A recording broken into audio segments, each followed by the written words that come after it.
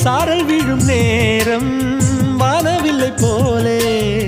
தோன்றிடும் அழகான காதல் ஓசையின்றி வந்து உள்ளுக்குள்ளே வாழும் இளமையின் சங்கீதம் காதல் ரயிலின் ஓசை இங்கே சுகநாத ஸ்வரங்களாக இதயம் இரண்டும் இணைந்து ஓடுமா அழகு பாதம் பார்த்து அவன் சுப்பிரபாதம் பாட சினுங்கும் கொலுசு சுருதி சேர்க்குமா கோடி கோடி மின்னல்கள் ஓடி வந்து பாயுதே ஏன